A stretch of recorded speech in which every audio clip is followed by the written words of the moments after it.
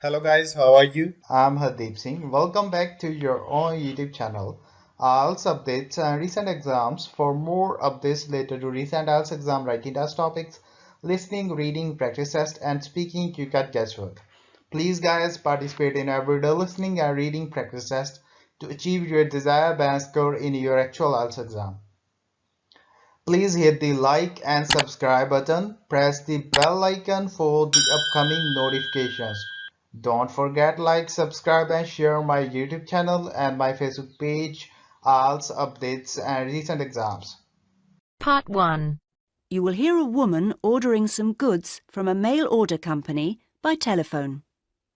First, you have some time to look at questions 1 to 8.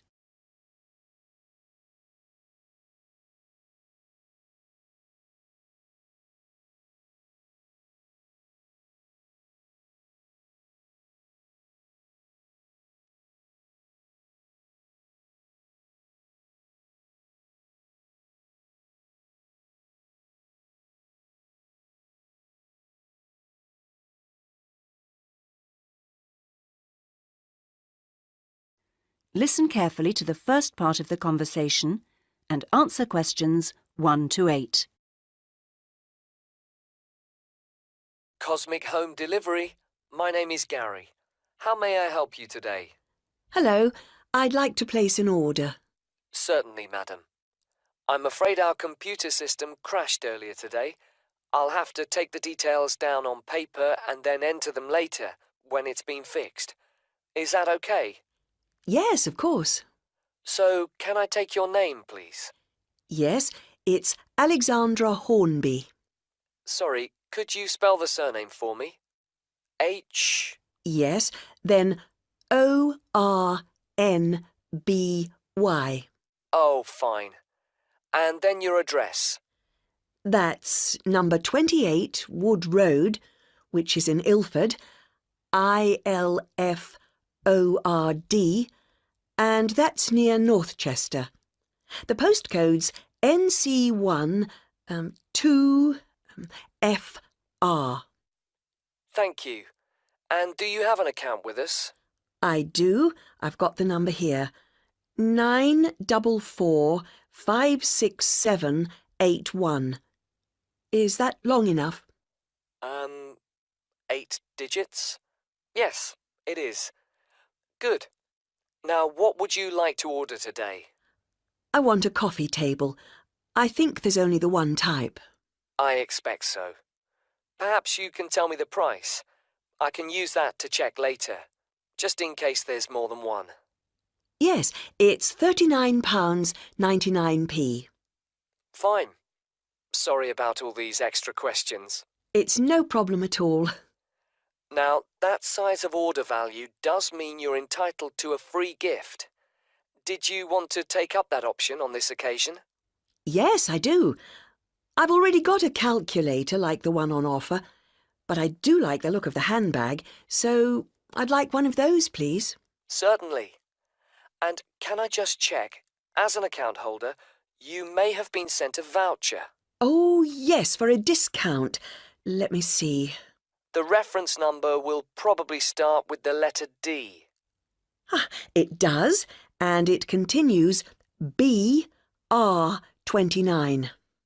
Great. Now, how would you like your order delivered? There's standard service within a week, and then express, which comes within 2 days, or special, which means it arrives the same day. Special would be ideal, but I know it's a bit expensive, so I'll make do with express, I think. Standard is very slow. It is, to be honest.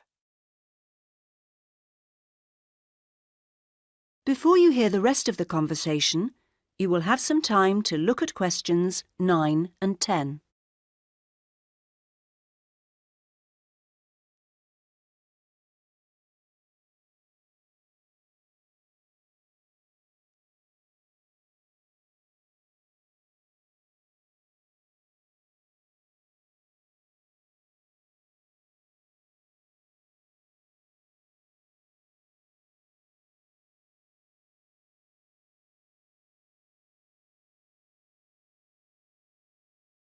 Now listen and answer questions 9 and 10. Well, that's your order completed. Could I just trouble you for another minute or so to ask you a couple of questions to help us improve our service as much as possible? Yes.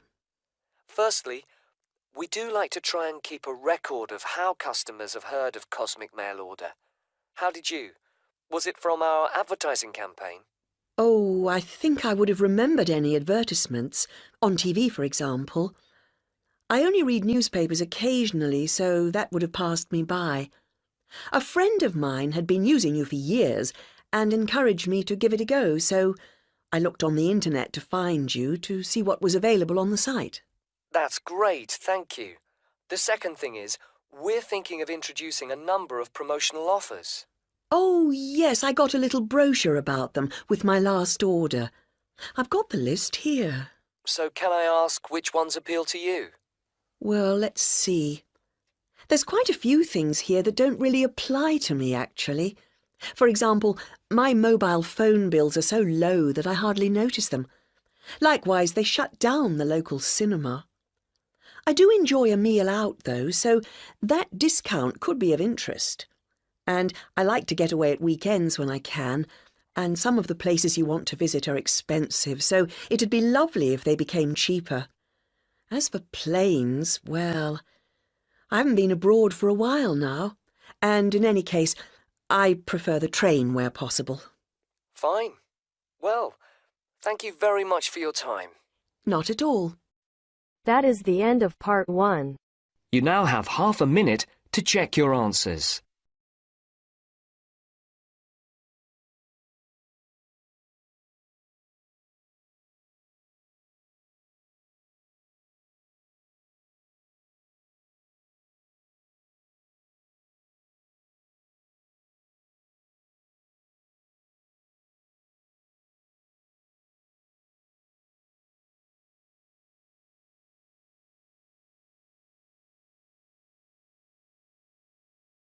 Now turns to part 2.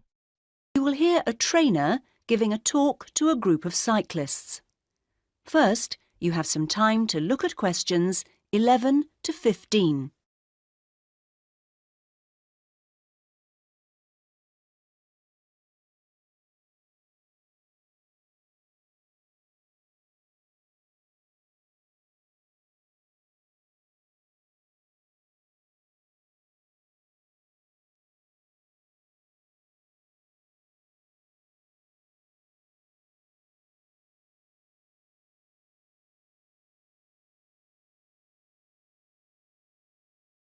Now listen carefully to the first part of the talk and answer questions 11 to 15. Hello everybody. It's nice to see that so many of you made it, even on an evening as rainy as tonight.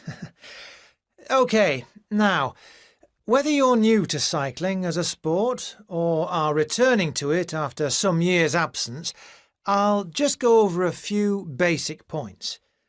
Now, race preparation is a complex business and there are many factors to consider. The first area of concern is mechanical.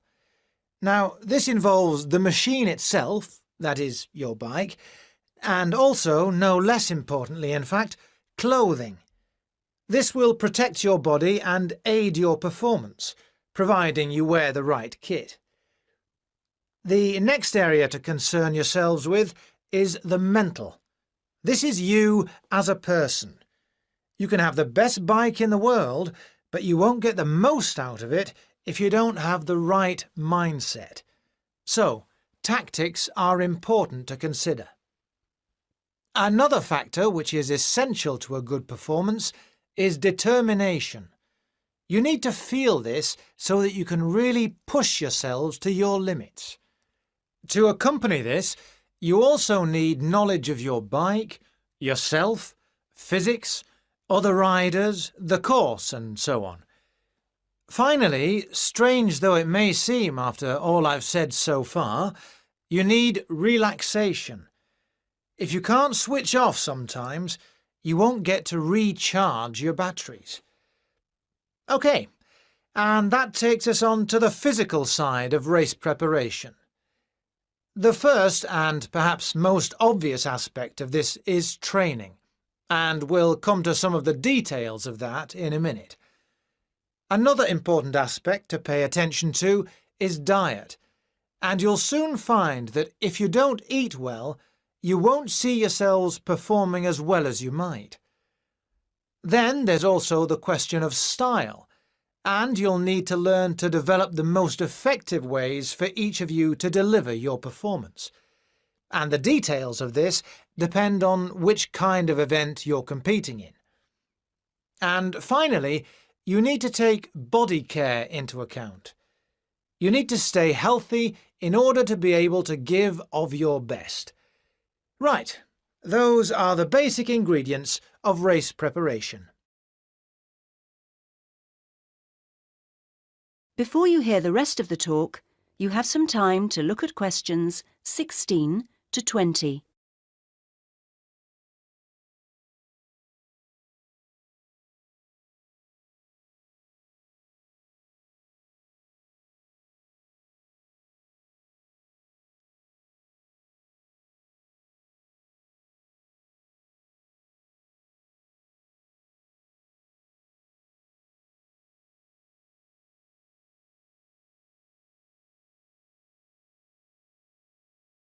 Now listen to the rest of the talk and answer questions 16 to 20.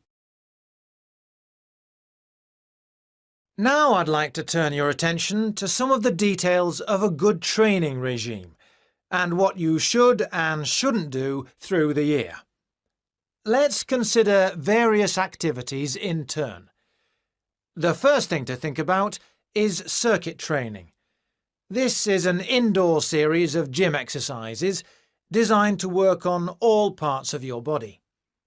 This starts as the racing season closes with the end of summer and continues right through the cold season, and stops you going off the boil when you aren't competing. It's extremely beneficial, although I would stress you do need a qualified gym instructor to tell you how to do it properly.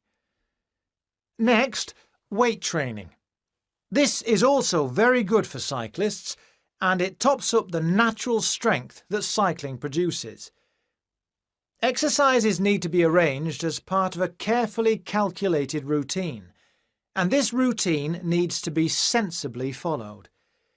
It's a good idea for continuity to carry on using weights throughout the year, as you can lose strength just as quickly as you can gain it. Something simpler and requiring no equipment is mobility work. While cycling has a great many benefits for the body, it doesn't work every part of it, and indeed keeps some parts locked in pretty much the same position. So exercises that involve twisting and turning and generally promoting flexibility are advisable before the start of each race throughout the summer season. Another important activity is pleasure riding. Perhaps this doesn't sound so important to you, but you don't race all year, and when you do race, it's pretty hard riding. So you can sometimes forget that cycling is actually basically a fun thing to do. So, when you hang up your racing bike at the end of the summer, get out another bike and go for some gentler, enjoyable rides during the winter. Weather permitting, of course. And finally, running. This is, of course, another sport in its own right, and for this reason some cyclists are rather sniffy about it. However, it is good exercise and maintains aerobic fitness very effectively. But it is rather hard on the knees, and in different ways from cycling, so you're best advised to keep your running to out of the racing season, and wrap up well against the cold when you do go. So, now I'd like to say... That is the end of part 2. You now have half a minute to check your answers.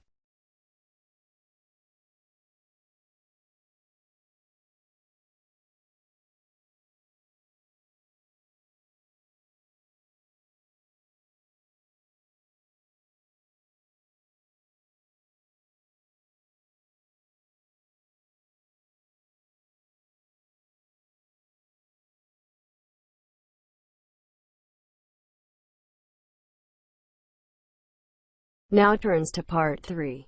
You will hear Lara and Tommy, 2 students, talking about their book club. First, you'll have some time to look at questions 21 to 24.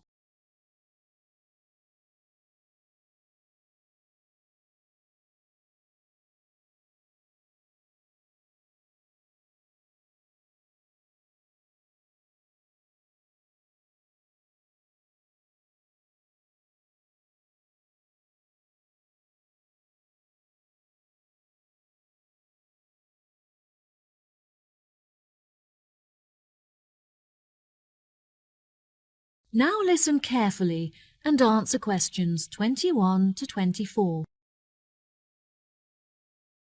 Hi, Tommy. I haven't seen you for ages. How have you been? Oh, hi, Lara. I'm great. I've just joined a local book club that meets every Wednesday, and I'm really enjoying it. Next week, we're discussing the novels of Charles Dickens. I'm really looking forward to it, as he's my favourite author. Yes, absolutely. His novels are wonderful. I attended Dickens' book club too. Would you like to do a practice session with me in preparation for your meeting? Sure, that sounds great. Let's start by discussing the main characters in David Copperfield and the ways in which they're affected by the events of the story as it develops. What do you think of Rosie? I think that she's a really sweet character in the beginning, but as the story progresses, she becomes bitter because of how her relationships had turned out in the past. That's true. Her sisters all marry and live happily ever after, but she ends up alone. It is very interesting to see how deeply the change in her personality affects her relationships. What is your opinion of Florrie? I find her very manipulative. She seems intent on seeking attention, so whenever she wants something from her family members, she persistently acts in a very silly manner, just like a kid. Unfortunately, many people do not realize this, and so they give her the attention that she's seeking, which only encourages her to continue behaving this way. Yes, Florrie is the complete opposite of Lizzie. Lizzie is very sensitive, and she has a true perceptiveness into how people are feeling and how they behave, which enables her to act appropriately towards them. She is very kind and generous and cares about how people feel. That's true, and I really like her character too. My least favourite character is Estelle, because she acts so selfishly and gets enjoyment from making others suffer. Unfortunately, there are many people like her in the world who intend to make others feel like this. It's interesting how you can associate so many of the characters with people that you know in real life.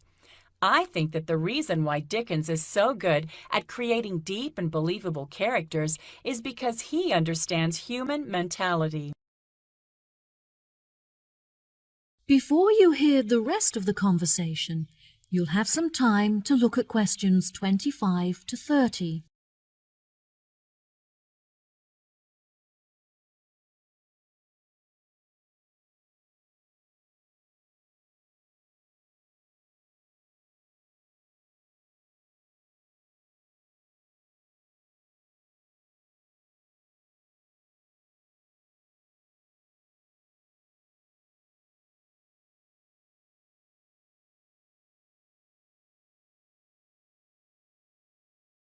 Now, listen and answer questions 25 to 30. Absolutely. What do you think of the literature lectures? I really look forward to them. They're the highlight of my week. The lecturer is usually late, but that gives you time to settle down and get organized before the lecture begins. Do you have a discussion period at the end? No, I don't think so. We're meant to, but since the lectures often begin late, this means that there is no time left for a conversation about the lecture. I think this is a real shame, because it really helps you to gain a good understanding of the books when you hear other people's opinion of it. What about your lectures? My lecturers have very good organisation skills, so their lectures are well organised and packed full of information. They always leave enough time at the end for consideration, when everyone is really quiet and we reflect on the lecture in our own minds before we open up for discussion. This really helps you to gather your thoughts and absorb the information from the lecture. Oh, that sounds brilliant. Do you think there is anything that needs to be improved? My experience of the course overall is really brilliant, but I feel there are many improvements that could be made to it. The IT support staff are great, but there are just not enough computers available for the numbers of people that need to use them. Every time that I need to use a computer, I have to queue up for at least 15 minutes.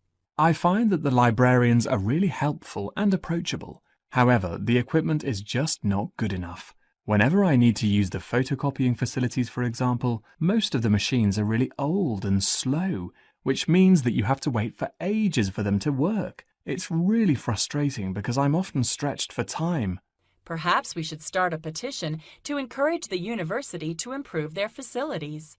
That sounds good. What do you think of the group discussions? I really enjoy them. Since the class groups are so small, everyone gets to have their say and contribute thoughts to the conversation, so the classes are really effective. The only issue is that it's very difficult to find an opportunity to meet up, since everyone has such busy schedules. Yes, definitely. In our class, we pass around a ball, and only the person holding the ball is allowed to speak. Each person is only allowed to speak for a minute at a time, which helps us to make sure that we use the class time fairly, and it also makes the discussion more fun. That's true. It's been really great catching up with you. Thanks for your help. No problem. Good luck at your class. Bye. That is the end of part 3. You now have half a minute to check your answers.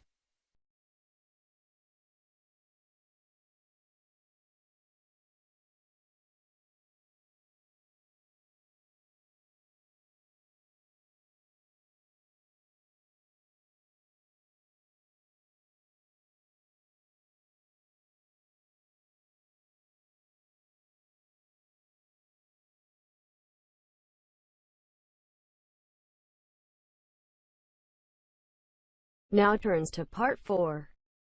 You will hear a talk on research into music. First, you have some time to look at questions 31 to 40.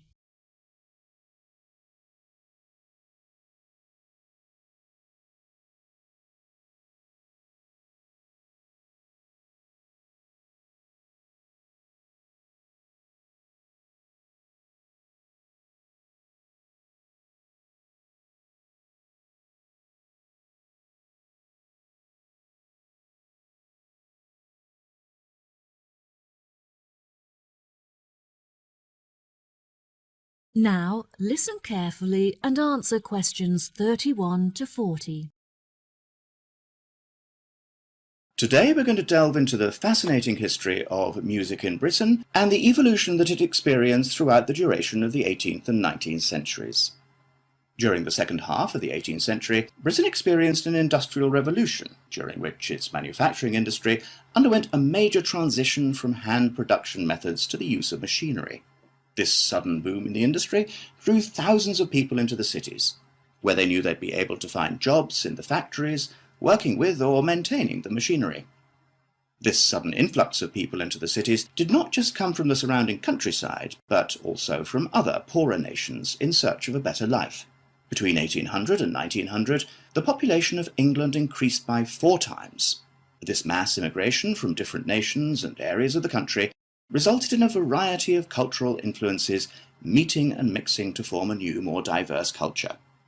With this new culture came a new style of music. Prior to the Industrial Revolution, music had originally been written to reflect the hard, labour-intensive life in all kinds of industries when all work had to be done by hand. Most people resided in small rural communities where their lives revolved around farming. Life for the average person was difficult, as incomes were meagre, and malnourishment and disease were common. Despite the difference in nationalities of the people and the variety of musical genres, all of the music shared one common language, English. As many were unable to write, the songs were a means for the people to give voice to their experiences and feelings about their hard and laborious jobs. Most of the music written by the workers during this period has been lost, as a result of illiteracy and the wear of time. Now, you may be asking yourselves how these small musical works were formed. The roots of most of these groups can mostly be traced back to the younger members of the working classes, who were perhaps rebelling against the inferiority of their living and working conditions compared to those of the upper classes. Young performers would often lead these musical trends, usually possessing a great talent for singing or playing particular handmade instruments. As time progressed into the 19th century, these musical groups had gained much notoriety and would hold small performances in the street for all to watch. It was perhaps their blind optimism and rebellious spirit that led them to become so popular with their audiences, which were usually made up of the poorest of the poor. Despite efforts by the upper classes to put an end to these musical traditions, they continued to gain popularity and flourish. By the late 1870s, they had evolved past the barrier of the social echelons and gained access to the middle class. Performances were held in proper establishments such as village halls, and some were even ticketed, with audiences paying a fee for the privilege of watching. Music produced by these groups were better recorded, and some is still preserved today in museums. The music of these groups may not exist in the present day, but its influences are still clear if you look closely enough. In classical culture, for example, many of the themes and theatrical performances are still based on the lives and experiences of the working classes both prior to and following the Industrial Revolution. The novel entitled Les Miserables by Victor Hugo, for example, is a novel about the French working classes and is still widely popular today. The original recordings of the music written during these periods are now hugely valuable due to the demand from avid collectors and enthusiastic fans. Many of these recordings are publicly owned and displayed in museum exhibits. However, a selection are still privately owned and occasionally appear for sale in auctions, often reaching prices in the hundreds of thousands. Well, that just about wraps the lecture up for today, so if anyone has any questions... That is the end of part 4. You now have half a minute to check your answers. So guys, don't forget like, subscribe and share my YouTube channel and my Facebook page, IELTS updates and recent exams. For more updates related to recent IELTS exam writing test topics, listening, reading, practice test and speaking, you got guesswork.